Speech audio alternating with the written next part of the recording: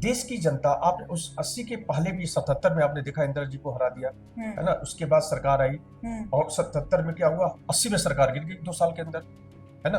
फिर 1980 में इंदिरा जी को फिर प्रधानमंत्री बना दिया। तो ये क्रम चलता है चुनाव में। डेमोक्रेसी है ना, डेमोक्रेसी में क्या है, अगर बहुत नाराजगी होगी तो इसको हटा देंगे, अपोजिशन को ले आएंगे, सरकार चलेगी, देश चलेगा। ऐसा नहीं है कि कोई रुक जाता है। लोकतंत्र है, लोकतंत्र में चीजें आती हैं, जाती हैं, बदलती हैं, नेता बदलता है हर में। लेकिन देश की जनता जानती है कि हमें एक मजबूत नेता देना है, देश को ऐसा लीडरशिप देनी है जो देश का नाम आगे बढ़ाए, और जो दुनिया का परिवेश चल रहा है, स्थितियां बिगड़ी हुई है, उससे अपना देश प्रभावित न हो। जय हिंद एवरीवन, और आप देख रहे हैं लॉ स्ट्रीट जर्नल का Hindi channel law street Bharat.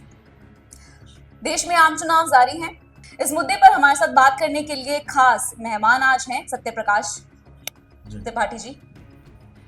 आप सर 35 सालों से राजनीतिक पत्रकार हैं, काफी गहरी समझ रखते हैं राजनीति की, ऑन ग्राउंड आप रहे हैं, और मोदी जी के साथ भी आपने काफी काम किया है। आपने बताया कि आप जब वो मुख्यमंत्री भी नहीं थे तब से जानते हैं आप उन्हें, पत्रकारिता में कवर किया, पत्रकारिता में आपने उनको कवर किया, और चुनावी जो राजनीति है उसकी काफी गहरी समझ रखते हैं।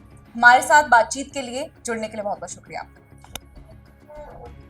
ऑपोजिशन कह रहा है कि ये अनाउंसमेंट जो है वो मॉडल कोड ऑफ कंडक्ट के खिलाफ है, आपका क्या कहना है? देखिए, मेरा ये कहना है कि जो अपोजिशन कह रहा है उसमें कोई सच्चाई नहीं है, वो राजनीति कर रहा है, और राजनीति करने की सबको अधिकार है, अपोजिशन भी वही कर रहा है।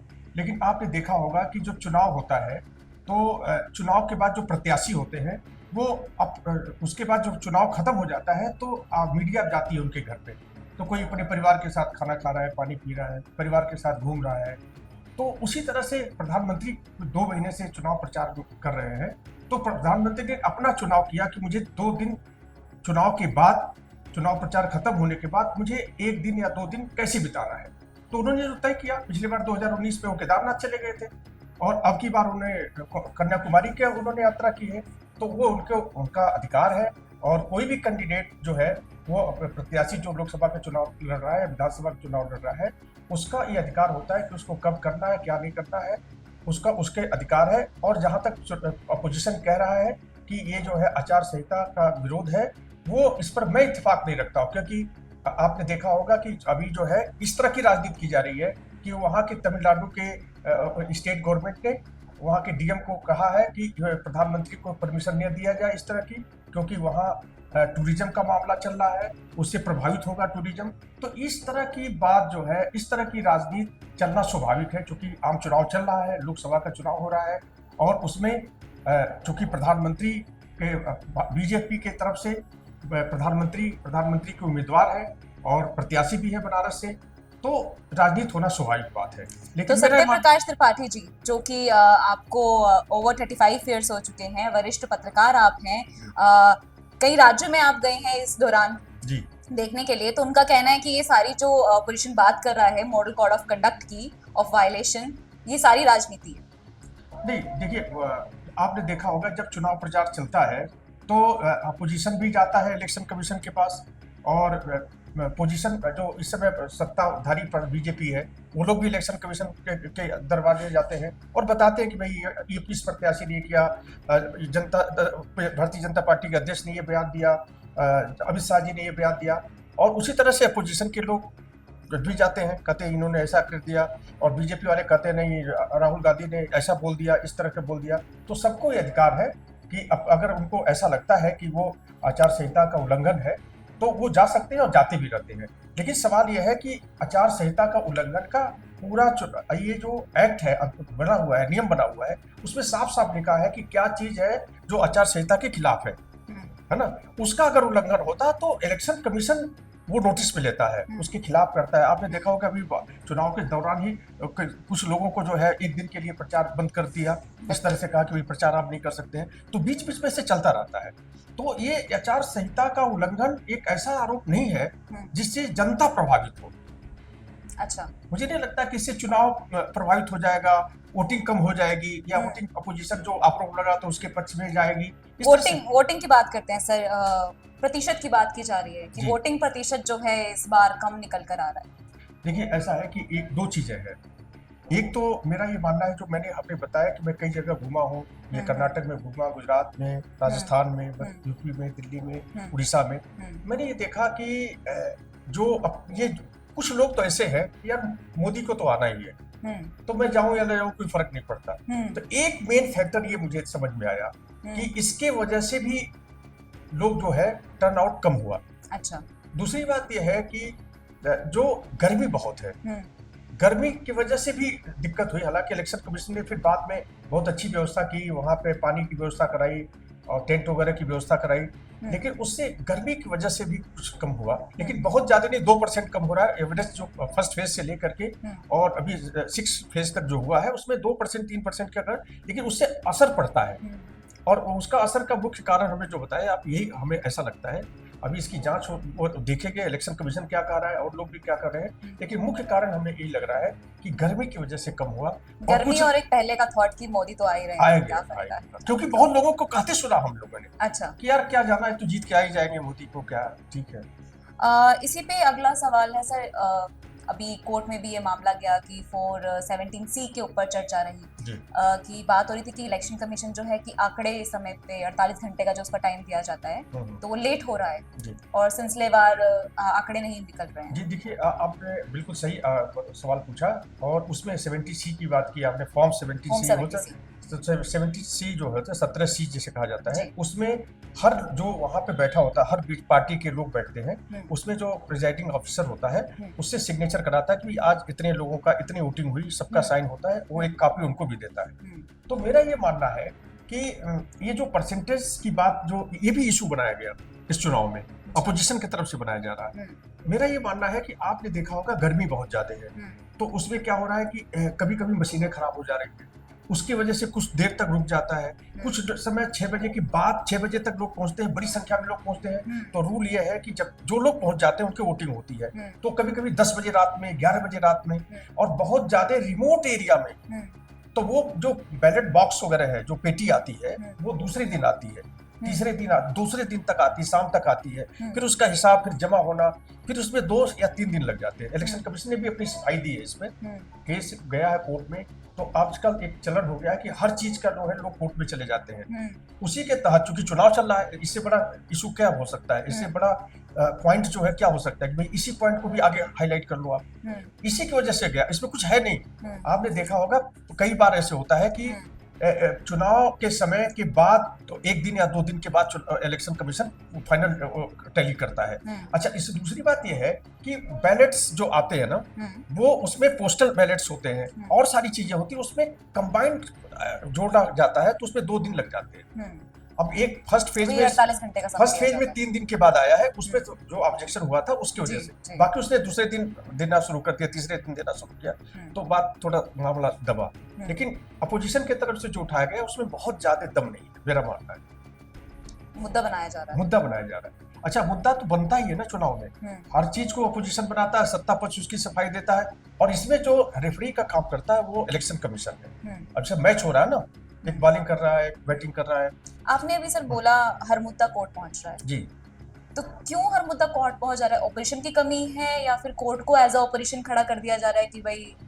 नहीं, आप देखिए क्या होता है कि कोर्ट का क्या काम है। एक जैसे जुडिशरी है, जैसे लेजिस्लेचर है, उसी तरह से लेजिस्लेटिव विधानसभा हुआ, कार्यपालिका हुई, एजुकेटिव्स है, उसी तरह से जुडिशरी है। तो अब लोग क्यों जुडिशरी में विश्वास करते हैं कि वहाँ हक मिलने का अधिकार है, तो उनको लगता है कि हमारा राइट मिल जाएगा, या उनको ऐसा लगता है कि हम सरकार के पास जाएंगे तो हमें पता नहीं हमारी सुनेगी कि नहीं सुनेगी। अभी लोगों को, देश की जनता को ये विश्वास है कि हम कुछ, हमारी जो समस्या है, हमारे जो राइट्स है, वो जुडिशरी से मिल सकते हैं, इसलिए वो हर चीज के लिए चले जा रहे हैं। और आपने देखा होगा कि जुडिशरी भी जब भी उनको ऐसा लगता है कि ये खाली इशू के लिए इसको इशू बनाया जा रहा है, इसमें कुछ दम नहीं है, तो पेनल्टी भी लगा रही है। मतदान पर सर वापस आते हैं। जी, दिल्ली में इस वक्त हम बैठे हुए हैं, 7 सीटें पर चुनाव रहे, आप दिल्ली भी घूमे, हमारी टीम भी दिल्ली के 7 सीटों पर गई, जनता से जाना कि क्या कहना है उनका। आप धूप की बात कर रहे हैं, कई लोग जो है धूप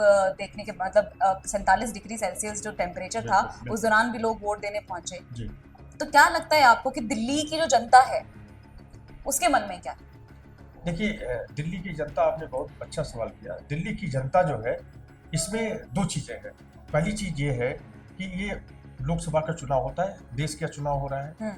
एक चुनाव विधानसभा का होता है, जिसमें केजरीवाल की सरकार थी। 2016 से जो है कोशिश हुई, 2014 में अब मोदी आए, 2015 का चुनाव हुआ। तो आप इस एक तो चुनाव विधानसभा का होता है, ये है सेंटर का चुनाव। इसमें इशू अलग अलग है ना। इसमें इशू अलग है कि भाई देश में स्थिरता होना चाहिए, स्थिर सरकार चाहिए, ऐसी सरकार चाहिए जो देश को आगे बढ़ाए, देश का नाम आगे बढ़ाए, दुनिया में नाम हो। दुनिया की परिस्थितियां जो हैं इस समय, जो पूरी दुनिया में जो परिस्थितियां बन रही हैं, आप देख रही हैं, वार चल रही है, 2 कंट्री 3 कंट्री में चल रहा है, उसमें इसे अब ऐसे स्थायित्व वाली सरकार चाहिए। ऐसा हमें लीडरशिप चाहिए जो हमारा ठीक से प्रेजेंटेशन दे सके। और दूसरी बात यह है कि जो परिस्थितियां पूरे विश्व में बन रही है, उससे हमारा देश प्रभावित न हो। इसके लिए भी जरूरी है कि स्थिर सरकार, स्टेबल गवर्नमेंट। तो क्या लगता है आपको, जो ऑपोजिशन मिलके आ रहा है अभी वो स्टेबल गवर्नमेंट क्रिएट कर पाएगा? बिल्कुल कर पाएगा, क्योंकि देश की जनता जो नहीं, जो ऑपोजिशन आ रहा है, जो बोल रहा है कि भाई इंडिया अलायंस जो है वो जो है मोदी को हरा देंगे, तो आपको लगता है कि वो एक स्टेबल गवर्नमेंट? ये देश की जनता के सामने गए हैं, बीजेपी भी गई है, अपोजिशन भी गया हुआ है। अब ये काम तो देश की जनता चुन के बताएगी कि किसको क्या करना है। हमें ऐसा लगता है कि अभी जितने भी चुनाव मैंने 1980 से देखा, नजदीक से देखा, देश की जनता, आपने उस 80 के पहले भी 77 में आपने देखा इंदिरा जी को हरा दिया, है ना। उसके बाद सरकार आई और 77 में क्या हुआ, 80 में सरकार गिर गई 2 साल के अंदर, है ना। फिर 1980 में इंदिरा जी को फिर प्रधानमंत्री बना दिया। तो ये क्रम चलता है चुनाव में। डेमोक्रेसी है ना, डेमोक्रेसी में क्या है, अगर बहुत नाराजगी होगी तो इसको हटा देंगे, अपोजिशन को ले आएंगे, सरकार चलेगी, देश चलेगा। ऐसा नहीं कि कोई रुक जाता है। लोकतंत्र है, लोकतंत्र में चीजें आती हैं, जाती हैं, बदलती हैं, नेता बदलता है हर में। लेकिन देश की जनता जानती है कि हमें एक मजबूत नेता देना है, देश को ऐसा लीडरशिप देनी है जो देश का नाम आगे बढ़ाए, और जो दुनिया का परिवेश चल रहा है, स्थितियां बिगड़ी हुई है, उससे अपना देश प्रभावित न हो। ये बहुत जरूरी है और देश की जनता इस बात को समझ रही है। स्थायी गवर्नमेंट चाहिए। आप दिल्ली की बात आपने कहा, मैं इस पे आना चाहता हूँ कि दिल्ली की जनता जो है 7 सीटें हैं यहाँ लोकसभा की, और पहले ऐसा लग रहा था चुनाव के पहले कि जब जो है ऐसा लग रहा था कि 7 की 7 सीटें लोकसभा में बीजेपी को जा सकती है। लेकिन जब स्थितियां बदली, बीच में थोड़ा सा डगमगा गया, जब इन्होंने ईडी के तरह से जो है केजरीवाल मुख्यमंत्री जो है जेल में चले गए, तब थोड़ी सी परिस्थितियां बदल गई। तो आपको लगता है कि सिंपैथी मिली है उससे? सिंपैथी मिल सकती थी, लेकिन क्या हुआ, मालीवाल का मामला चला गया, घर पे झगड़ा हो गया, वहां उनके चीफ मिनिस्टर से घर पे जो झगड़ा हुआ, उससे स्थितियां बदल गई। उसे लगा कि ये तो महिला विरोधी है, मुख्यमंत्री महिला विरोधी है। उससे क्या असर हुआ, हम लोग सोच रहे थे कि हरियाणा, व्यक्तिगत एक राजनीतिक विश्लेषण होने की वजह से मैं कहना चाहता हूँ, मुझे लगता है कि दिल्ली, हरियाणा और पंजाब तीनों में केजरीवाल, क्योंकि इसमें किसान आंदोलन, बहुत सारी चीजें जिसको उन्होंने केजरीवाल ने सपोर्ट किया, तो इसमें केजरीवाल लीड कर सकते थे। और कम से कम दिल्ली में 7 सीटों में से ऐसा लग रहा था कि 4-5 सीटें केजरीवाल कांग्रेस मिलकर ले जा सकते हैं। लेकिन जैसे ही वो जेल से बाहर आ गए, हो सकता है इसमें एनालिसिस भी हुई हो, सरकार की तरफ से हुई हो, जैसे केजरीवाल से बाहर आए जेल से, तैसे वो सिंपैथी वाला मामला खत्म हो गया। अच्छा, क्योंकि आप देखिए, अभी तो सड़क पर 2 लोग झगड़ा कर रहे हो, और जो पिट रहा है उससे सिंपैथी जाती है, बेशक उसकी गलती हो, जो कहे अरे पिट रहा क्यों इसको पिटने रहा, उसके साथ। उसी तरह से केजरीवाल कैसे प्रदेश की जनता को लग रहा था कि यार इसको जबरदस्ती जेल में डाल दिया, मुख्यमंत्री को नहीं डालना चाहिए। लेकिन जैसे बाहर आया, जेल से बाहर, चुनाव के समय में आया ना, चुनाव के दौरान ही, तो वो सिंपैथी खत्म हो गई, और सिंपैथी इनके खिलाफ और भी जो सिंपैथी खत्म तो हो गई। और यहाँ पर जो मालीवाल का जो मामला हुआ मुख्यमंत्री के घर में, उससे मुझे ऐसा लगता है कि जो महिला वोटर है वो नाराज हो गए, और हम लोगों को जो लग रहा था कि कांग्रेस और आम आदमी पार्टी मिल करके 4-5 सीटें ले सकती थी, वो खत्म हो गया। मुझे लगता है कि मालीवाल का जो केस का इम्पैक्ट है वो 7 सीटों पर नेगेटिव इम्पैक्ट जो है हरियाणा पे भी पड़ेगा, क्योंकि आपने देखा होगा पंजाब पे भी पड़ेगा। पंजाब, हरियाणा में जो महिला वोटर्स हैं वो बड़ी मजबूती से रहती है, वोटर्स जो होती है वो बड़े एक्सपोजर है उनका, वो दबने वाले लोग नहीं है। और ये सिंपैथी चली गई महिलाओं में कि अरे यार ये तो महिला विरोधी है। मुख्यमंत्री के नो घर रिएक्शन पे, फ्रॉम प्राइम, हाँ, मुख्यमंत्री के घर पे ये एक जो कैंडिडेट है वो जिसके साथ हुआ मालीवाल के साथ, वो जो है वो खाली महिला नहीं है, वो क्या नाम है, राज्यसभा के एमपी है, और वो 750 लोगों में से शामिल है। पावरफुल पोस्ट होती है स्टेट, बहुत संविधान ये में जो है लोकसभा के एमपी और राज्यसभा के एमपी बहुत सम्मानित पोस्ट होती है। उसको आप इस तरह से प्रताड़ित करना, या बेशक जो आरोप लग रहे हैं उसमें इस तरह से मैसेज जाना, वो बहुत ही गलत हुआ, इसका बड़ा नुकसान हुआ। मेरा इससे मानना है। ऑपोजिशन कह रहा है ये सारी राजनीति है। देखिए, मैंने आपसे बताया ना कि आप जो अपोजिशन है तो कहेगा ही ये तो राजनीति किया जा रहा है। अपोजिशन तो ये भी कह रहा है कि क्यों उनको जेल से क्यों बाहर निकाल दिए, ये उनको लगा कि जो है इस सिंपैथी इनके साथ जा रही है, इसलिए सरकार ने निकलवा दिया, निकलवाने में मदद की। अच्छा, दूसरी बात ये कि अपोजिशन ये कह रहा है कि क्यों 5वें चरण के बाद क्यों मालीवाल के साथ झगड़ा हुआ, इसके पहले क्यों नहीं हुआ। जब चुनाव उत्तर प्रदेश, दिल्ली और पंजाब और हरियाणा के चुनाव के समीप क्यों इस तरह की घटनाएं हुई। तो ये भी एक माहौल बनाया जाता है चुनाव में, र्यूमर और चर्चा पर चर्चा जो माहौल बनती है, अपोजिशन उसका फायदा उठा रहा है। तो क्या लगता है ये जो 7 सीटें हैं जी किस और जाती नजर आ रही है आपको? नहीं, आप देखिए 7 सीटें तो ये तो हम लोग कम से कम ज्योतिषी तो नहीं है, लेकिन जो मेरी एनालिसिस है, अब मुझे लगता है कि 7 सीटें जो है बीजेपी को जीत सकती है, बीजेपी। क्योंकि हमें लग रहा था कि जैसे मनोज तिवारी जहाँ है, जहाँ आम आदमी पार्टी कांग्रेस है ना, यहाँ पे है, और वेस्ट नॉर्थ वाला है जो वो है उदित राज, नॉर्थ वेस्ट जो है, और उसी तरह से साउथ दिल्ली का भी मामला चल रहा था। तो इस तरह से पश्चिमी दिल्ली का जो मामला था, वहाँ सीटें निकल सकती थी आम आदमी पार्टी की। चांदनी चौक ज्यादातर अनऑथराइज कॉलोनी, हाँ, चांदनी चौक में बहुत ही नए कैंडिडेट को दे दिया, जहाँ जेपी अग्रवाल कांग्रेस के कैंडिडेट है, बहुत मजबूती से चुनाव लड़े वो। तो इस तरह से जो है हमें लग रहा था कि कांग्रेस और आम आदमी पार्टी के कैंडिडेट को कुल मिला के 3-4 सीटें कम से मिल जा सकती है। लेकिन उसके बाद जो स्थितियां बदली अचानक, क्योंकि चुनाव में जो है रातों रात स्थितियां बदल जाती है, तो मुझे ऐसा लगता है कि इस बार जो है लूज करेगी कांग्रेस और आम आदमी पार्टी। क्योंकि ये भी मैसेज चल रहा है कि कांग्रेस में आप वहाँ पे यहाँ तो इकट्ठा होकर लड़ रहे हैं, हरियाणा में इकट्ठा होकर कांग्रेस, वही सवाल नेक्स्ट मेरा वही, और आप पंजाब में अलग हो रहे हैं। बीजेपी ने इसको बहुत ज्यादा इशू को उठा दिया कि यहाँ तो 2 मिलकर के लड़ रहे हैं और वहाँ आपस में। हाल ही में चीफ मिनिस्टर ने एक इंटरव्यू में कहा कि अभी चुनाव है, आम चुनाव चल रहे हैं, तो इस समय वो कांग्रेस के साथ हैं, गठबंधन के साथ सामने आ रहे हैं। तो ये गठबंधन बना रहेगा बाकी विधानसभा चुनावों में भी या फिर नहीं रहेगा? देखिए, ऐसा है कि ये जो चुनाव है, लोकसभा का चुनाव, इसमें विपक्ष जो है वो ऐसी स्थिति में है कि आपने देखा होगा कि ममता बनर्जी लास्ट मोमेंट में कह दिया कि मैं चुनाव अकेले लड़ूं, है ना। तो इसी तरह से केजरीवाल की बात हो रही है। केजरीवाल ने जो इंटरव्यू दिया उसमें उन्होंने कहा कि पूछा जब गया तो उन्होंने ये कहा कि भाई हम लोकसभा का चुनाव मिलकर लड़ रहे हैं, विधानसभा में परिस्थितियां हमारी जैसी रहेगी हम वैसे करेंगे। तो अब ये बात जनता को डिसीजन देना ना, निर्णय लेना है। जनता इस बात को जानती है कि जो अपोजिशन है, जब आप ये मैसेज डालोगे कि हमें मोदी को हराना है, तो एक पब्लिक में रिवेंज आता है कि यार ये खाली हराने के लिए बने हुए, इनके पास कोई इशू नहीं है, कोई मुद्दा नहीं है, कोई इस तरह की बात नहीं है कि जो है इनके पास कोई इस तरह का आरोप नहीं है कि जिससे उसको घेरा जाए, प्रधानमंत्री को घेरा जाए, बीजेपी को घेरा जाए। अब खाली मोदी को हराने के चक्कर में आप अगर यूनाइट हो रहे हो तो इस देश की जनता देख रही है, तो वो देश का जनता वोट में तब्दील जब होगा उसका, तो वो दिखाई देगा, 4 तारीख को दिखाई देगा। ऐसा भी कहा जाता है ना sir, Modi is the only candidate of BJP.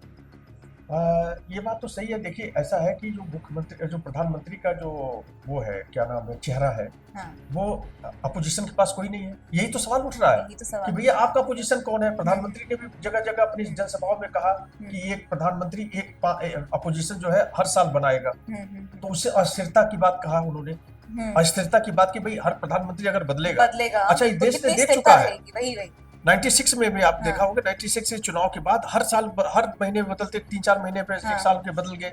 तो उसी तरह से अब लोगों में वो एरा खत्म हो गया है। वो एरा ये खत्म हो गया है कि देश की जनता मैच्योर हो चुकी है, यहाँ के देश की डेमोक्रेसी मैच्योर हो गई है, तो उसको ये लग रहा है कि हमें अस्थायी सरकार देनी है, तो स्पष्ट बहुमत मिलेगी। समझे आप? स्थायी सरकार। देश की जनता स्पष्ट बहुमत देगी। अब किसको देगी? वो देश को 4 तारीख को फैसला होगा। जनता देश को चुन रही है, सब मतदाता मैच्योर है और कैसे उनको सबको सुना है और अपना फैसला, मुझे ऐसा लगता है कि स्थायित्व की तरफ देश जा रहा है। और पिछले 10 सालों से, उसके पहले से भी, आपने को याद होगा 2007 में उत्तर प्रदेश में बीएसपी की चुनाव, पहली बार इस बीएसपी का जो सरकार बनी थी मायावती की वजह से, वो पहली बार बहुमत के हिसाब से बनी थी। उसके बाद एक ट्रेंड डेवलप हुआ कि अस्थायी सरकार, उसके बाद क्या नाम है, सपा की सरकार बनी, मुलायम सिंह मुख्यमंत्री बने, उसमें स्पष्ट बहुमत आया। फिर उसके बाद बीजेपी की सरकार बन गई है 2 बार से, वहां स्पष्ट बहुमत आया।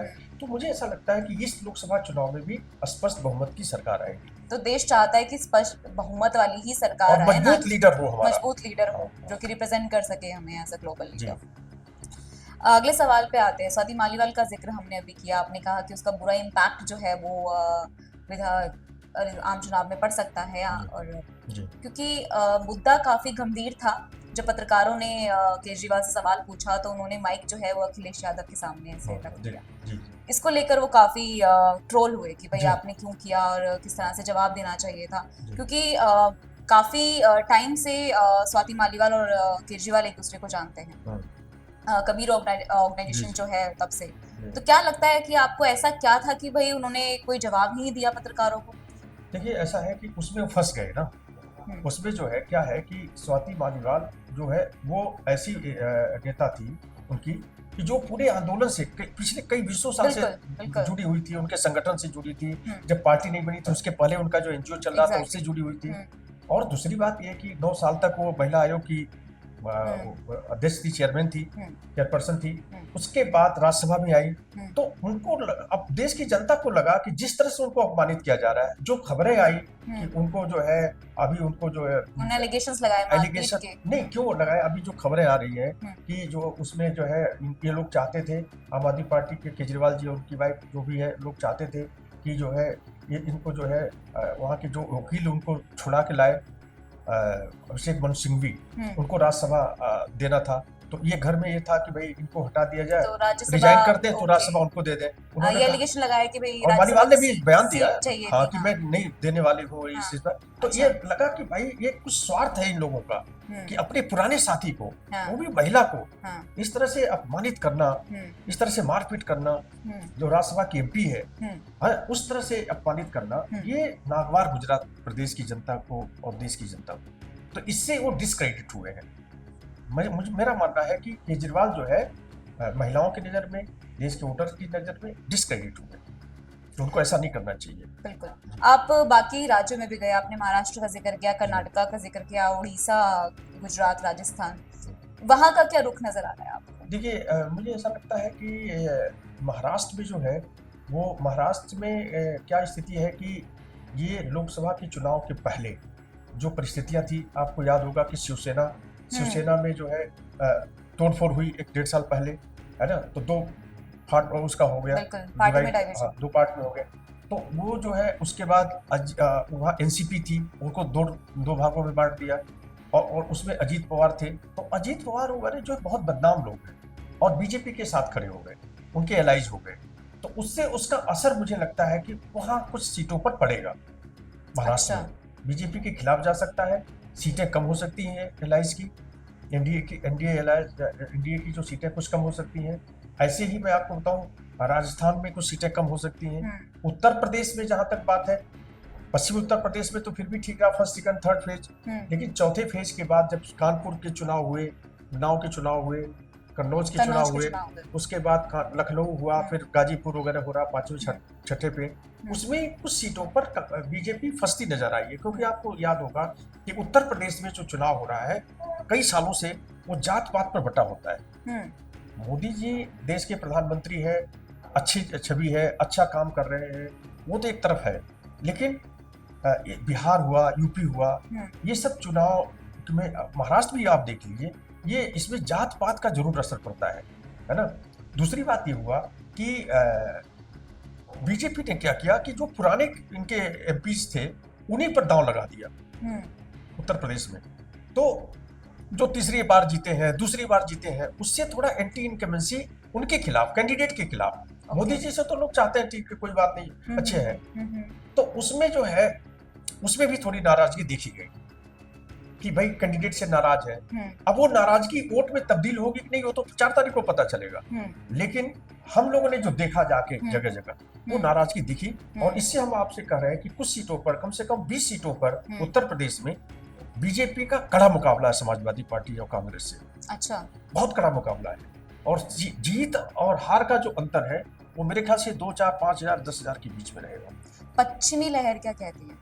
पश्चिमी उत्तर प्रदेश में देखिए, पश्चिमी उत्तर प्रदेश में क्या हुआ कि आपको याद होगा, जब फर्स्ट फेज का चुनाव हुआ तो एक पुरुषोत्तम रूपाला जी केंद्रीय मंत्री, उन्होंने गुजरात में ये कह दिया कि जो ठाकुर है, राजपूत है, वो मुगलों को बहन बेटियों की बात कर दी। अब वो इशू ऐसा डेवलप हो गया, इतना आक्रोश आया राजपूतों में, देश के राजपूतों में। तो राजस्थान उससे प्रभावित हो गया।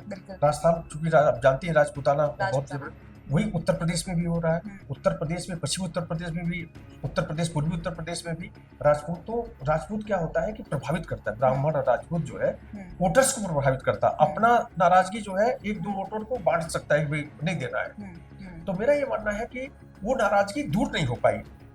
हालांकि उन्होंने पुरुषोत्तम रूपाला ने माफी मांग ली, 2-3 बार माफी मांग ली। और जो गुजरात के जो लोग राजा महाराजा थे, उन लोगों ने भी कहा कि भाई इनको माफ कर देना चाहिए, जो राजपूत लोग थे। लेकिन उसका असर पश्चिमी उत्तर प्रदेश में दिखाई दिया, है ना।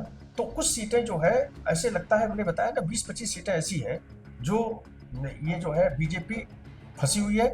और अगर मान लीजिए उसका नुकसान भी होता है तो कुछ सीटों पर फायदा होगा और वो कवर कर सकते हैं, ऐसा मेरा मानना है। जैसे तो कुल मिला के मतलब इम्पैक्ट तो पड़ेगा, लेकिन कवर अप हो जाएगा। हाँ, कवर अप हो जाएगा। वेस्ट बंगाल से कवर अप हो सकता है, वो आंध्रा से कवर अप हो सकता है, तेलंगाना से कवर अप हो सकता है। आपको याद होगा जो कुछ चीजें बताई जा रही है, सर्वे की रिपोर्ट पहले आई है चुनाव के पहले, उसमें तमिलनाडु और केरल में भी कुछ सीटों में उनका खाता खुल सकता है। तो मुझे ऐसा लगता है कि चीजें ये सब कवर हो जाएगा। साउथ इंडिया की बात अभी आपने की, तो कर्नाटका में आप गए, तो क्या लगता है आपको कि हाल ही में कांग्रेस की सरकार बनी है, तो उसका इम्पैक्ट क्या रहेगा? तो क्या वो आम चुनाव में भी वही रुख रहेगा या याद होगा कर्नाटक में पिछली बार जो है 2019 में ज्यादा सीटें इनको आई थी, 24 सीटें के आसपास आई थी कन्फर्म। तो लेकिन अब सीटें अब की बार कम होंगी होगा, क्योंकि एक तो चुनाव वहाँ कांग्रेस की सरकार है ना। और उसके बाद यह है कि हालांकि बहुत बार गए हैं, प्रधानमंत्री भी कई बार गए, बीजेपी के नेता भी गए। तो मुझे ऐसा लगता है कि सीटें कुछ कम होंगी वहाँ, कम होंगे कर्नाटक में। अगले पे जाते हैं, उड़ीसा की बात करते हैं। हाल फिलहाल में काफी गहमा गहमी रही कि भाई आपके नेता फिट नहीं है, इनडायरेक्टली कहा गया, और उन्होंने बोला भाई मैं तो फिट हूँ, आके मेरा मेडिकल चेकअप कर लो आप चाहे। तो क्या लगता है कि वहाँ पर क्या देखिए, वहाँ पे क्या है कि वहाँ पे जो है विधानसभा का भी चुनाव हो रहा है जी, और विधानसभा का चुनाव और लोकसभा का चुनाव तो हो ही रहा है। तो इसमें विधानसभा के इश्यू आप देखती हो कि बहुत ही पर्सनल लेवल पर जाता है, क्योंकि विधानसभा के चुनाव जो होते हैं वो लोकल इशू पे भी लड़े जाते हैं। तो ये भी मुझे ऐसा लगता है कि ये लोकल इशू है कि भाई अगर आपका मुख्यमंत्री जो है वो बीमार है तो उसके साथ प्रदेश की जनता का फ्यूचर ठीक नहीं है। तो प्रधानमंत्री ने आरोप लगाया, उसमें तुरंत सफाई आई कि नहीं हम बिल्कुल ठीक है। वही मैं कहना चाह रही हूँ, पर क्या आपको लगता है कि ये जो आरोप है वो जनता तक इतना गहराई तक पहुंच पाएगा? क्योंकि नवीन जो है वो जाने चाहते हैं, जब आपको पता होगा जब फ्लड आया था उस समय किस तरह से उन्होंने उड़ीसा को डेवलप किया और जो भी चीजें रही, तो क्या लगता है कि वो इम्पैक्ट अभी तक रहेगा या फिर बदलाव देखने को मिल सकता है? नहीं, मेरा मानना है कि वहाँ पे जो चुनाव है वो नवीन बाबू ने बहुत काम किया है। नवीन बाबू ने इतना काम किया है कि गरीब जनता, वहाँ गरीबी बहुत है और गरीबी बहुत है तो उसमें लोगों को प्रोटेक्ट करने की कोशिश की, जान माल की रक्षा हो, लोगों को खाना मिले, है स्वास्थ्य मिले, उस पर बहुत अच्छा काम हुआ है। तो मेरा तो मानना यह है कि विधानसभा में टफ है लड़ाई, ऐसा नहीं है कि बीजेपी की सरकार वहाँ बन जाए, मुझे ऐसा नहीं लगता है। मैंने वहाँ थोड़ा घूमा सब लोगों की जगह पे, कन्नौज वगैरह सब जगह, तो मैंने ये देखा कि वहाँ पे जो है कि लोकसभा में सीटें बढ़ जाएंगी बीजेपी। अच्छा, लोकसभा में सीटें बढ़ सकती हैं, लेकिन सरकार बीजू जनता दल की है, ऐसा लगता है मुझे। गुजरात और राजस्थान पर आते हैं जी। गुजरात गढ़ माना जाता है बीजेपी का, अमित शाह और मोदी जी वहीं से आते हैं जी। तो क्या लगता है आपको? नहीं, आपको बताया ना कि आपको देखा होगा कि पहले एक माहौल ऐसा बना कि 2-3 वहाँ के जो लोग विधानसभा के लोकसभा के एमपी थे, उन्होंने अपना टिकट ही वापस कर दिया। नाराजगी, कुछ नाराजगी थी, कुछ लोग नाराज थे, कुछ लोग उनकी नाराजगी बहुत ज्यादा न जाए, या हो सकता है पार्टी ने कहा हो गलत फैसला हो गया। उनके पास इनपुट तो आते रहते हैं ना, तो ऐसे माहौल बना कि भाई कुछ सीटें जा सकती हैं। लेकिन सूरत में इंडिपेंडेंट जीत गया, तुरंत मतलब चुनाव ही नहीं हुआ, कैंडिडेट बीजेपी को वहां जीत गया। वो तो चुनाव से पहले ही जीत तो माहौल बनाने की पूरी कोशिश है। तो मुझे लगता है कि बीजेपी का वहां नुकसान नहीं होगा। 26 सीटें हैं, 26 में से 1 सीटें नुकसान हो सकती है, लेकिन बाकी सीटें जो है मुझे लगता है कि गढ़ बना रहेगा। राजस्थान में 4-5 सीटों का लड़ाई टफ है, तो मुझे लगता है कि देखिए उसमें क्या है, वहाँ की प्रदेश की जनता क्या करती है, लेकिन 4-5 सीटों पे बहुत कस के लड़ाई है। राजस्थान में कांग्रेस और मुद्दे क्या रहेंगे राजस्थान के? देखिए मुद्दे तो यही है, जो मुद्दे हैं वो गरीबी है, बेरोजगारी है, भ्रष्टाचार है, और आपने देखा अभी ये बॉन्ड वाला जो मामला, इलेक्ट्रल बॉन्ड वाला जो मामला, तो वो भी बड़ा भारी मुद्दा आ गया, पब्लिक में आ गया मुद्दा। पब्लिक तक पहुंचा हुआ मुद्दा आपको लगता है कि पब्लिक उतनी आपको लगता है कि चुनावी बॉन्ड की जानकारी रखती होगी और उसके हिसाब से अपना वोट बदलेगी? अभी आप देखिए ना, चुनाव अब सबके पास मोबाइल है ना, गांव में मोबाइल नहीं है। अब सोशल मीडिया इतनी स्ट्रांग हो गई है कि लोग टीवी कम देखते हैं, न्यूज़पेपर कम पढ़ते हैं, लेकिन सबके पास मोबाइल है। अब उसमें पेनिट्रेट हो गया, सब जगह लोग चल रहे हैं, सब बता रहे भाई शराब वाले से इन्होंने पैसा ले लिया, फलाने ने इन्होंने पैसा ले लिया, ज्यादातर पैसा इन्होंने लिया। हालांकि कुछ लोगों को, अपोजिशन वालों को भी मिला, डीएमके को भी पैसा मिला, ममता बनर्जी को भी पैसा मिला, है ना। तो लेकिन एक इशू तो बन गया ना। अच्छा, इशू बन गया कि भाई आप जो है इनको पैसा दे करके दूसरे दिन ईडी और सीबीआई से उनको छुटकारा मिल गया। तो लगता है आपको ये जनता तक ये मतलब पहुंच रही है चीज? जनता तक पहुंची। जनता आजकल बेवकूफ नहीं है। जनता जो है हर चीज जानती है, मुझे ऐसा लगता है। हम लोग पत्रकार हैं, हमें कभी कभी हमें ऐसा लगता है कि हमें जानकारी वो लोग एजुकेट करते हैं हमें, कि जो है हम ये जानते हैं, आप कम जानते हैं, ऐसा लगता है। ये उनको वोट देते हुए उनके जहन में रहेगी ये बात? देखिए इशू जब बनता है ना, तो चर्चा होती है, एक माहौल बनता है, चर्चा होती है कि यार ये सरकार जो है, ये सरकार के खिलाफ है, सरकार भ्रष्टाचार मिटाओ की बात करती है और खुद भ्रष्टाचारियों को प्रोटेक्ट करती है। अच्छा। अब जैसे महाराष्ट्र की बताया हमने, अजीत पवार पर कितने सालों से मुकदमा चल रहा है, बहुत सारे एलिगेशन लगे, यही लोग कहते थे कि जेल में जाएंगे। आपको याद होगा जैसे केजरीवाल कहते थे इनको जेल में भेज दो, शीला दीक्षित को भेज दो, उन्हीं के साथ चुनाव लड़ रहे हैं। तो प्रदेश की जनता सब जानती है ना इस बात को, देश की जनता जानती है। और देश की जनता कब फैसला करती है? 5 साल पे चुनाव आता है। चुनाव के समय सब एक दूसरे का बदला लेते हैं। जनता भी देखती है कि हमारे साथ कौन आदमी है जो 5 साल तक राइट देती है ना, अपना अधिकार देती है कि तुम हमारे ऊपर शासन करोगे। तो वो चुनने की कोशिश करती है ऐसे आदमी को जो जिसकी क्रेडिबिलिटी हो, जिसके अंदर ये हो कि भाई ये हमारे साथ जो है हमारे हक की लड़ाई लड़ेगा और हमको न्याय दिलाएगा। तो ये जनता चुनती है, इस बात को जानती है। बेशक 80% जनता, जो 70% जनता बहुत ज्यादा एजुकेटेड नहीं है, लेकिन उसको सब कुछ पता है। क्योंकि आपने खुद बोला कि पश्चिमी यूपी की बात की जाए, ठाकुरों का मुद्दा रहा उस समय, और बहुत से जाति जो मुद्दे रहते हैं उस दौरान। अब बाकी जो मुद्दे हैं, इन्फ्लेशन की बात आप कर लो, महंगाई की बात आप कर लीजिए, अनएम्प्लॉयमेंट की बात आप कर लीजिए, तो वोट देते हुए कौन से मुद्दे जो हैं वो ज्यादा प्रभावी रहते हैं? देखिए अभी यही तो देखना होता है। जैसे हम लोग क्यों जाते हैं चुनाव के समय, ये संवाद नेता क्यों करते हैं? अब होता क्या है कि जनता सवाल खड़ी करती है ना, कि अब जनता में क्या चर्चा होती है, उसी का तो जवाब देते हैं लोग। एक जनता में अपोजिशन क्या करता है, बताता है कि भाई महंगाई नहीं है, फलाना नहीं है, ये है वो है, और गरीबी है हमारे पास, मुझको इन्होंने नौकरी नहीं दी। ये कहते नहीं हम इतने 51 करोड़ लोगों को रोजगार दिया, फलाना। अब जनता को सब एजुकेट किया जाता है। जनता को ये लगा कि महंगाई पर इस सरकार ने 5 साल में कोई काम नहीं किया। अच्छा। जैसे अगर मान लो पेट्रोल में 10 रुपए कम कर दिए होते, 5 रुपए कम कर दिए होते। पिछली गवर्नमेंट में जब मनमोहन की सरकार थी तो जो कच्चा तेल था वो 120 तक पहुंच गया था, यहाँ 30-40 तक रहा, तब भी सरकार ने कुछ नहीं किया। तो ऐसा लगा ग्लोबल सिनेरियो रहा, कुछ भी रहा, लेकिन महंगाई पर आप देखिए, आप तो लेडीज है, आप जाती है, आप देखिए सब्जी की दुकानों में आप बिस्किट लेने जाती हैं, बिस्किट के दाम कितने बढ़े, दूध के दाम देखिए 57-58 रुपए हो गए। पिछले 2014 में कितने थे जरा उसका देखिए, अब कितना बढ़ा दिया आप। तो ये प्रभावित होती है जनता, जिस मुद्दों से प्रभावित होती है वो चीजें खड़ी होती है। हमें लगता है कि प्रधानमंत्री को या बीजेपी को ये नहीं था कि इस मुद्दे पर हमको सामना करना पड़ेगा जनता से। इस पूरे चुनाव के दौरान दिल्ली पे वापस आ रहे हैं हम। जी। एक नेता जो काफी खबरों में रहते हैं लेकिन इस बार वो गायब है।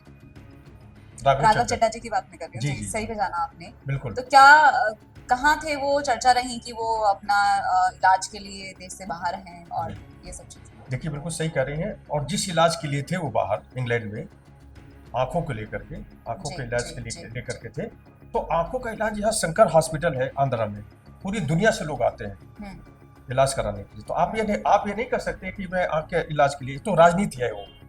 अच्छा। और मेरा ये मानना है पॉलिटिकल एस्केप है वो। हाँ, वो पॉलिटिकल एस्केप है, क्योंकि ये दोनों राज्यसभा के एमपी थे और चुनाव के ठीक पहले जो परिस्थितियां ऐसी थी, मैं आपसे कह रहा हूँ कि बीजेपी ने माइक्रो मैनेजमेंट किया हर सीटों के लिए, हर सीटों पे, चाहे स्टेट वाइज और सीट वाइज उन्होंने माइक्रो मैनेजमेंट किया।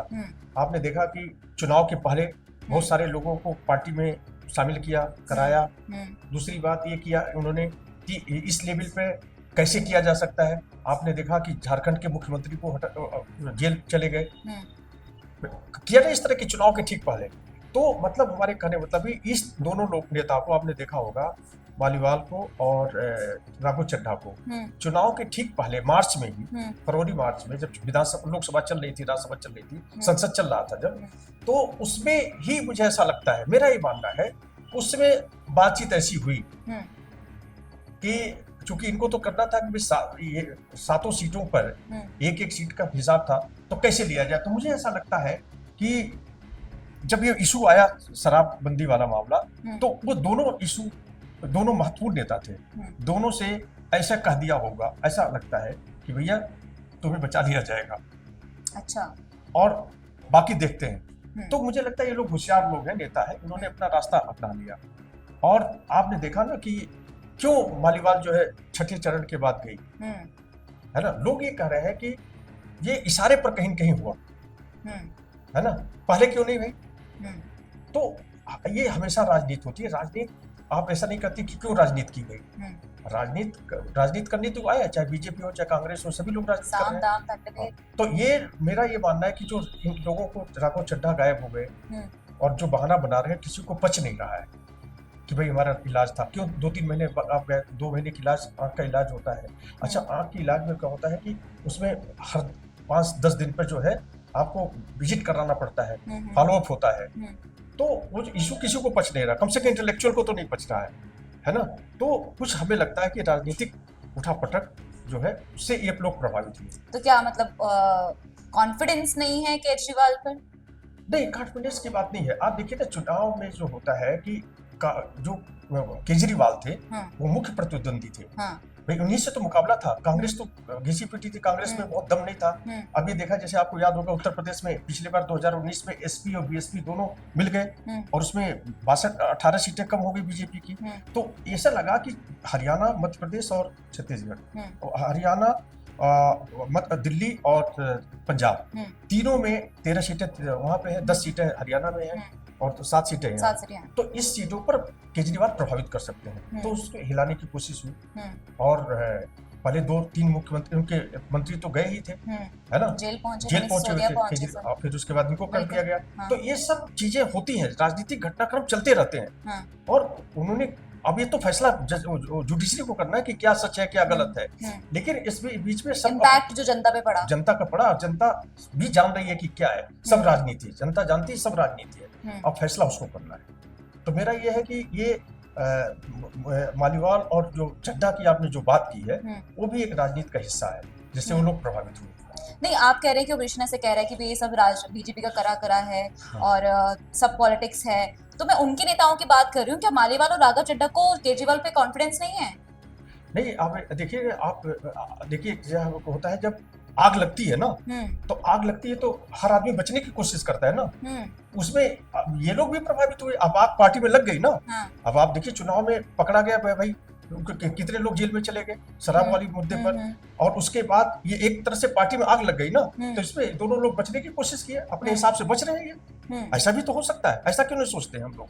आप कह रहे हैं बचने की कोशिश की जी। दोनों नेताओं ने। जी। ऐसे भी चर्चा आ रही है कि अभी हाल ही में एक्ट्रेस से शादी की है राघव चड्ढा ने। चर्चा आ रही है कि क्योंकि परिणीति चोपड़ा जो है वो कहीं ना कहीं सही उनका बात है। एक रुख है उस तरफ, बीजेपी की तरफ, तो ये भी एक कारण है कि राघव चड्ढा जो है वो पॉलिटिकल मैंने एस्केप ले आपको रहे हैं। बताया ना कि आप ये देखिए कि मैंने आपको इसीलिए बताया कि राजनीति में अ, हमेशा न कोई दुश्मन होता है, न कोई मित्र होता है। और कभी जो है, कभी कोई किस रूप में आ जाए, किस रूप में रूप ले ले, इसका कोई कल्पना पहले नहीं की जा सकती। प्रिजम्पशन नहीं हो सकता है, एज्यूम नहीं किया जा सकता, प्रिज्यूम नहीं किया जा सकता। आप ये देखिए कि कभी भी, जैसे आप कह रही हैं, आपकी बात में सच्चाई भी हो सकती है, एलिगेशन है नहीं, ना। मैं नहीं कह रही हूँ, अपोजिशन ऐसा कह रहा है, मतलब मैं खुद से अपोजिशन नहीं भी कह कह रहा है, लेकिन उसमें सच्चाई भी हो सकती है, हम्म, तो जांच का विषय। लेकिन ये सब चीजें राजनीति में संभव है। हो सकता है, आपको याद होगा कि एक खबर आई थी कि केजरीवाल जो है अपनी बेटी की शादी करना चाहते हैं।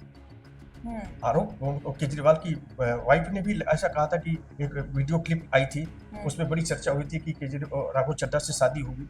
अब क्या बदलाव आया, किस अच्छा। तरह से बदलाव आया, अच्छा। इसमें तो पता नहीं है, लेकिन चीजें हाई अवरूप में लोग देख रहे हैं। परिणीति की वजह किससे कैसे क्या संबंध है, बीजेपी से उसकी बहन का संबंध है, कैसे पार्टी चुनाव लड़ रही है, तो ये सब चीजें जो आप कह रही हैं सब जस्टिफाई हो रहा है। और राजनीति में हमेशा जो दिखता है वही बिकता है। जो दिखता है वही बिकता है, तो जो नहीं दिख रहा है, और भारत की इकोनॉमी की बात करते हैं इस बात के ऊपर। चर्चा रही, अभी आपने पेट्रोल के दामों की बात की, महंगाई की बात की, गैस के सिलेंडरों की बात हुई है कि भाई महंगाई का जो है इम्पैक्ट वो कहीं ना कहीं देखने को मिला है, चिंता बात कर रही है भाई। तो क्या लगता है आपको कि अभी की जो सरकार रही, कितना महंगाई पर कंट्रोल रहा? क्योंकि वर्ल्ड ऑर्डर अगर हम देखें, यूक्रेन और रशिया का इशू रहा, यूक्रेन पैलेस्टाइन का इशू रहा, काफी इस तरह के मुद्दे रहे जिन्होंने ग्लोबली इम्पैक्ट किया इंडिया की इकोनॉमी पर। जी। इन्फ्लेशन की बात रही, तो आपको क्या लगता है कि इन मुद्दों का, क्योंकि इन्फ्लेशन काफी ग्लोबली रहा, तो उसका कितना इम्पैक्ट पड़ा इंडिया पे, और इंडिया ने, भारत की सरकार ने उसको किस तरह से कंट्रोल किया? देखिए, आपको अब 2008 तक ले जाएंगे। पूरी 2008 में जब मनमोहन की सरकार थी, पूरी दुनिया में मंदी आई हुई थी, लेकिन भारत क्यों प्रभावित नहीं हुआ? क्योंकि एक योग्य प्रधानमंत्री थे, इकोनॉमिस्ट थे, उसको बचाव की वजह से, उनको बचाव कैसे करना है, कैसे प्रभावित करना है देश को, किस तरह से बचाना है, उसमें उन्होंने किया। मेरा ये मानना है कि अगर इंटरनेशनल क्या होता है, इन्फ्लेशन जो रेट होता है ना, वो बहुत इंटरनेशनल लेवल पर प्रभावित नहीं होता है। बहुत सारी चीजें होती हैं उसमें, कैसे बढ़ती है, कैसे महंगाई रोका जाता है। मेरा ये मानना है कि सरकार ने जो है महंगाई को तो रोक रखा, बढ़ने बहुत ज्यादा नहीं दिया। अच्छा। लेकिन रोक कम करने के लिए कोशिश नहीं की। मेरा ये मानना है कि बढ़ तो नहीं, जैसे आपने देखा होगा कि जो रेट है 2014 के बाद, दाल के जो रेट है, शुगर के जो रेट है, उसमें बहुत ज्यादा बढ़ा नहीं, लेकिन अब 38-40 रुपए, 52 रुपए से नीचे आई नहीं रही है दाल। पहले आपको मनमोहन सिंह की सरकार में देखिए 152, 150, पौने 200 पहुंच गया था। अब दाल का रेट कम हो गया, बढ़ने नहीं दिया। तो इस लेवल पर तक कंट्रोल किया उन्होंने, लेकिन उसको कम करने की कोशिश नहीं की। इससे पब्लिक प्रभावित हो गई, और पब्लिक को, ऐसे आम पब्लिक को, भाई यहाँ तो आपको बताया ना कि चुनाव, वही बहुत सारी, जैसे सरकार के बहुत सारे मुद्दे, किसी को घर दे दिया तो वो बेनिफिशियरी हो गए, किसी को वो दे दिया, सिलेंडर दे दिया, वो तो एक वोटर ही हो गया, सिलेंडर किसी को मिल गया, प्रभावित हो गया। एक वोटर होता है कि भाई डेडिकेटेड वोटर होता है कि भाई उसकी विचारधारा से, चाहे बीजेपी हो चाहे कांग्रेस हो, इसके विचारधारा से प्रभावित होता है, वो किसी भी परिस्थिति में वोट दे देगा। एक फ्लोटर वोट होता है, लास्ट मोमेंट पे चेंज करता है, जब वोट डालने जाता है, उस 1% होता है, और उसमें आपने देखे जो 5,000, 10,000, 15,000 से जीत हार होती है ना, उस चीज वो प्रभावित करता है। तो वो चीज, वो वोटर जो होता है जिसने लास्ट में डिसाइड करना है, तो वो देखता है यार कि हमारा तो 5 साल में कोई फर्क नहीं पड़ा ज्यादा, महंगाई वैसे ही है, संघर्ष हम ज्यादा कर रहे हैं, और बच्चों को पालने के लिए है ना कोशिश हो रही है, तो वो गरीब ज्यादा होता है, वो पढ़ा लिखा नहीं, मतलब वो तो आप समझिए कि वो ज्यादा प्रभावित करता है। और जो वोट हार की जो राजनीति होती है, जो हार जीत की जो मार्जिन होता है, वो उसी पर डिपेंड करता है, फिल्टरिंग वोट पर। और इससे मुझे ऐसा लगता है कि ये इसमें बीजेपी को फायदा होगा। अच्छा। बीजेपी को इसलिए फायदा होगा क्योंकि उसने पहले से ही काम किया। आपने बताया ना कि शुगर का रेट ज्यादा नहीं हुआ, कम नहीं हुआ। जो महंगाई कम नहीं कर पाए, उसके कारण ये है कि जैसे जीएसटी, हर जगह आप बिस्किट लेने जाइए जीएसटी, वहाँ सब जगह इनकम टैक्स में भी बहुत ज्यादा रिलैक्स नहीं हुआ। तो इस तरह के इशू में कम उससे कम प्रभावित होंगे, लेकिन महंगाई एक इशू बन गई इसमें। 2008 का आपने जिक्र किया, मनमोहन जी का आपने जिक्र किया, बड़े अर्थशास्त्री हैं। 1991 की बात करें या 2008 की बात करें, 1991 के दौरान भी जब ग्लोबलाइजेशन की बात हुई थी तब भी उनको काफ़ी श्रेय दिया गया भारत की इकोनॉमी को करने के लिए, और 2008 में भी जिस तरह से ग्लोबल इन्फ्लेशन रहा उस समय पे कंपैरिजन किया जाता है कि भाई किस तरह से इकोनॉमी को संभाला। वो एक अच्छे प्रधानमंत्री थे, लेकिन मोदी जो हैं जिक्र किया जाता है, हमेशा कंपैरिजन किया जाता है इस चीज़ का। तो आपको क्या लगता है कि उस समय, क्योंकि 2008 की बात करें, बाकी स्थान की बात करें, तो इकोनॉमिक प्लेटफॉर्म अगर देखें तो भारत जो है 11वें नंबर पर था, आज 5वें नंबर पर है। नहीं, इसमें मेरा मानना है कि इसमें तो कंट्रीब्यूशन है मोदी जी का। हाँ। और मेरा ये मानना है कि देखिए, मोदी जी ने जो है इंटरनेशनल लेवल पर काम किया है। हाँ। और आप देखिए कि जब अस्थायी सरकार होती है तो इन्वेस्टमेंट आता है। जब स्थायी सरकार होगी, लॉ एंड ऑर्डर जब ठीक होगा तो इन्वेस्टमेंट आता है। इसके लिए तो उन्होंने किया। आपने स्टार्टअप जो उन्होंने काम किया, स्टार्टअप पे काम किया बहुत ज्यादा, आपको याद होगा बहुत ज्यादा स्टार्टअप पर काम किया, यूनिकॉर्न। तो वो काम तो उन्होंने बहुत अच्छा किया। लेकिन सबसे बड़ी बात ये, मैं जो महंगाई की जो बात मैं कर रहा हूँ, और ये 5वें नंबर पर आर्थिक, अभी तो कह रहे हैं हम तीसरे नंबर पर आ जाएंगे, 5वें नंबर जाने की बात हो रही है। तो ये तो देश के लिए, ये तो देश का एस्पेक्ट है। लेकिन पब्लिक देखना चाहती है कि हम उससे कितना प्रभावित हो रहे हैं। जो गरीब पब्लिक है, मिडिल क्लास है, वो कितना प्रभावित हो रहा है। अच्छा, ये जो ये आर्थिक रूप से जो प्रोग्रेस होती है और देश में अंतर्राष्ट्रीय स्तर पर जो विकास होता है, वो तो ठीक है, और उसका असर धीरे धीरे होता है। स्थायित्व के लिए सरकार बनती है, तो ये 1947 की क्यों बात की जा रही है, 2047 की क्यों बात की जा रही है? इसलिए कि हम विकसित देश बनेंगे, उसके लिए इकोनॉमिक 5 ट्रिलियन इकोनॉमी, बट एक विजन जो रखा गया है, और कहीं ना कहीं भारत, क्या आपको लगता है कि उस और जाता हुआ नजर आ रहा है? 5 ट्रिलियन वो तो कॉन्फिडेंस है, वो तो मोदी पर जी का कॉन्फिडेंस है, देश की जनता उस पर विश्वास करती है, ये भी कॉन्फिडेंस है। लेकिन मैं इस मुद्दे की बात यहाँ कर रहा हूँ कि जो महंगाई का जो दर है, वो तो छोड़िए, महंगाई का दर से प्रभावित नहीं है, लेकिन गरीब आदमी कितना प्रभावित हो रहा है भाई। उसके आप देखिए ना, इलाज पर क्या खर्चा है। आप कहते हैं 5 लाख हमने आयुष्मान दे दिया, कितने लोग उससे प्रभावित हैं? जिसके पास मोटरसाइकिल है उसको नहीं आयुष्मान मिल रहा है। अभी इन्होंने कहा हम 70 साल के बाद को लिए 5 लाख रुपए का उसको बीमा देंगे।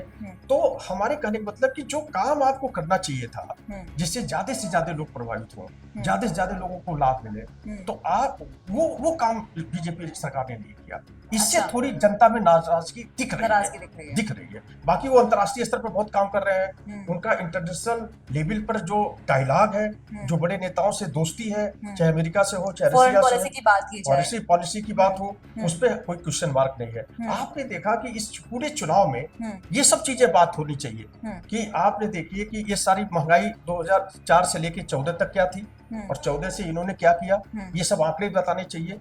लेकिन इस पर किसी ने न सवाल पूछा अपोजिशन ने, और न बीजेपी ने बताया। मुद्दा क्या आ गया कि मंगलसूत्र आ गया, हिंदू मुसलमान की बात आ गई।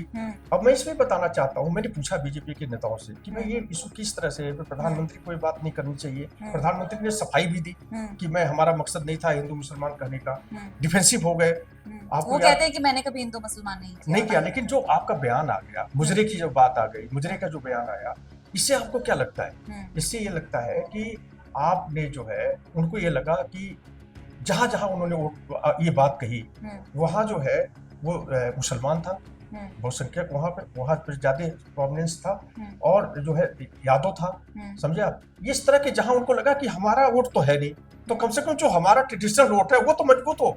अच्छा, इसलिए उन्होंने बयान दिया। अच्छा, और भाई आपने देखा कि कहा जाता है कि प्रेम में और युद्ध में सब चीज जायज होती है, तो ऐसे उन्होंने बयान दे दिया। अभी चुनावी जुमले हैं, ये चुनावी बात है। चुनाव में जहां जहां उनको लगा, क्योंकि उनके पास रिसर्च तो होता है ना, रिसर्च टीम है, कब क्या बोलना है, किस इशू पर क्या बोलना है, इसलिए वो जीतने के लिए वो चुनाव लड़ रहे हैं, हारने के लिए थोड़ी चुनाव लड़ रहे हैं। 400 क्यों उन्होंने प्लस पॉइंट कहा? इसलिए कहा कि भाई हम 400 लेके आएंगे। अब देखिए 430 पे बीजेपी लड़ रही है, और बीजेपी अब कांग्रेस के इस पर 327 पे, तो कैसे सरकार बने? 327 में सारी जीत जाएंगे थोड़े? सरकार कहां से बनेगी भाई? ममता बनर्जी 40 सीटों पर लड़ रही है, एक सीट खाली उत्तर प्रदेश में दिया उन्होंने। इसी तरह से सब लोग हैं। आम आदमी पार्टी क्या दिल्ली में है, हरियाणा में है, और पंजाब में है। तो ये से एलाइंस जो इस तरह से कमजोर बिखरा हुआ दिख रहा है। तो क्या जनता चाहेगी कि ऐसे टुकड़ों टुकड़ों में जो ये लोग आ रहे हैं वो सरकार यही बनाए? मैंने कहा कि होशियार है, देश की जनता होशियार है और ये सब चीजें देख रही है और वो मुझे ऐसा लगता है ऐसा फैसला करेगी कि सब लोग देखते रह जाएंगे 4 तारीख के तो बाद। ये बयानबाजी का फर्क पड़ता है आपको चुनाव लगेगा? में सब चीज चलता है, फैसला तो जनता करती है ना। पूर्व से आपने देखा एक दिन, अब आज चुनाव खत्म हो गया जी, प्रचार खत्म हो गया, 2 दिन 1 दिन का टाइम क्यों मिलता है कि शांति से देखे, विचार करे कि किसको देना हो। मेरा लास्ट सवाल आपसे है जी। कि कई बार मोदी जी जो हैं ये कहते हुए नजर आए हैं कि जो तीसरा जो टर्म होगा उनका, कई बड़े फैसले जो हैं इस दौरान लिए जाएंगे। जी। वो बड़े फैसलों की चर्चा काफी होती रहती है, बिल्कुल। यूसीसी होगा, ये होगा, वो होगा, क्या होगा? तो क्या लगता है आपको कि किस और जाते हुए नजर आ रहे हैं? देखिए, मुझे ऐसा लगता है कि इस बार अगर मोदी जी आए तीसरी बार तो बहुत ही ज्यादा ऐतिहासिक फैसले लिए जाएंगे और मेरा ये मानना है 100 दिन के अंदर लिए जाएंगे। कैसे? पहले यूसीसी आपने बात की, यूसीसी तो ये लोग मेंटली तैयार है और पहले भी कहा था कि हम आते ही करेंगे। आपको याद होगा 2019 में 100 दिन के अंदर फैसला हो गया था जम्मू कश्मीर के फैसले में, है ना। तो इसी तरह से मुझे ऐसा लगता है कि 100 दिन के अंदर ये यूसीसी पर फैसला कर लेंगे। दूसरी बात आपको बताऊं कि हम लोग हर जगह जा रहे हैं, चुनाव के बाद हम कृषि मंत्रालयों में जाते हैं, सेक्रेटरी, ज्वाइंट सेक्रेटरी से मिलते हैं। सब मंत्रालय को मोदी जी ने पहले से ही काम दिया हुआ है। अच्छा। कि 4 तारीख के बाद चुनाव जैसे फैसला होगा, चुनाव के बाद सबसे हर मंत्रालय से प्रेजेंटेशन लिया जाएगा 2047 में आपका मंत्रालय क्या करेगा। तो ये पहले से ही आप मानते हैं कि नहीं, मैं आपको और बताना चाहता हूँ। अभी जो है चुनाव में लगे हुए, प्रधानमंत्री चुनाव में लगे हुए हैं, सब पार्टी सरकार लगी हुई है, मंत्री लगे हुए हैं। लेकिन आप देखिए चपरासी से लेके मंत्रालय में और सेक्रेटरी तक सब प्रेजेंटेशन बनाने में लगे हैं, मीटिंग कर रहे हैं, डिस्कशन कर रहे हैं, सारी व्यवस्था हो रही है कि भाई हम 4 तारीख के बाद सरकार अगर गई तो हम क्या क्या प्रेजेंटेशन देंगे। प्रेजेंटेशन की तैयारी चल रही है, अभी से तैयारी चल रही है। तो विजन आपको क्या लगता है कि क्या है विजन? क्योंकि आप 35 साल से आपने बताया कि आप काफी रहे हैं, जमीन पर रहे हैं और आपने खुद बताया पत्रकारिता की है। और जब Modi ji of course prime minister नहीं थे और यहाँ तक कि मुख्यमंत्री भी नहीं थे, आप तब से उनको देख रहे हैं, उनसे बातचीत रही है आपकी। तो क्या लगता है कि क्या एजेंडा लेकर आ रहे हैं और क्या विजन रहेगा देश के लिए? देखिए, मेरा ये मानना है कि मोदी जी के भी हम लोग विरोधी भी हैं, उनके स्टाइल ऑफ फंक्शन के भी कभी कभी विरोध भी कर देते हैं। अच्छा। करते भी होना भी चाहिए, लेकिन ये मानना है कि उनके जैसा जो मजबूत कद्दावर नेता है वो बहुत कम मिलेंगे देश को। और बहुत लोगों को मेरा ही मानना है कि मोदी जो है, प्रधानमंत्री मोदी तीसरी बार अगर आएंगे तो देश को एक ऊंचाई तक पहुंचाएंगे। और जो ट्रिलियन डॉलर है, 5 ट्रिलियन डॉलर, हमें तो ये जानकारी है कि इसी 2029 तक 10 ट्रिलियन और 15 ट्रिलियन डॉलर तक की बात हो रही है। अभी मीटिंग हुई, कुछ जगह इंडस्ट्रियलिस्ट को बुलाया, आपको याद होगा, मुझे कहना नहीं चाहिए, हमें सुबह बताता हूँ मैं आपको कि अंबानी के लड़के की शादी नहीं हुई, प्री वेडिंग में कौन लोग आए थे? सब लोग देखते हैं कि तालियां बजा रहे हैं, कोई गाना वाली आ गई गा रही है, उस निगरों की वो थी, लेकिन उसमें ऐसे लोग आए इंडस्ट्रियलिस्ट दुनिया में जिसमें पूरी 100 कंट्री की इकोनॉमी चलती है। उन लोगों से एजेंडा दिया गया कि भैया इस देश को 2029 तक 10 ट्रिलियन 15 ट्रिलियन डॉलर तक कैसे ले जाया जाए, वहां पर डिस्कस हुआ। तो मेरा मानना है कि मोदी जो है, उनको पता है इस देश को कि किस तरह से आर्थिक रूप से विकसित करना है, किस तरह से देश को, आम आदमी को कैसे देना है। तो जो आप कह रही हैं ना कि अब क्या करेंगे, मुझे लगता है कि अभी उन्होंने कहा भी कि अगले 6 महीने के अंदर बहुत क्रांतिकारी बदलाव जो है, स्टेटमेंट आया, क्रांतिकारी बदलाव देखने को मिलेगा। पहला बदलाव यही आएगा कि एक तो यूसीसी से बदलाव आएगा तुरंत, 5-6 महीने साल तो यूसीसी आ रहा है, मतलब आ रहा है, मुझे ऐसा लगता है। मेरे पास जो खबर है तथा मतलब जो इन्फॉर्मेशन है, सोर्स है पत्रकारिता में, उससे एक यूसीसी आएगा 100 दिन के अंदर और 2 फैसले मजबूती से लिए जाएंगे।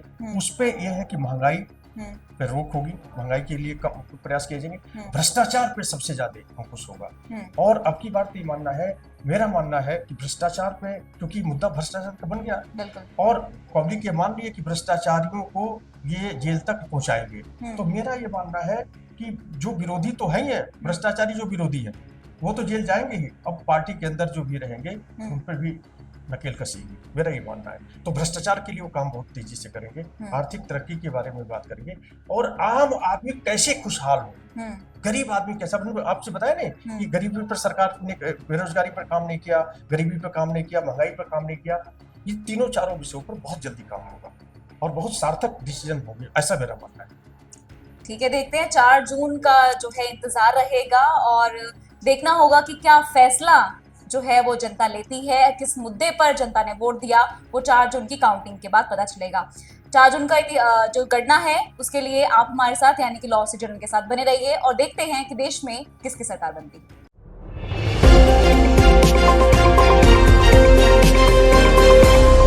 लॉ स्ट्रीट भारत, राष्ट्र के हित में।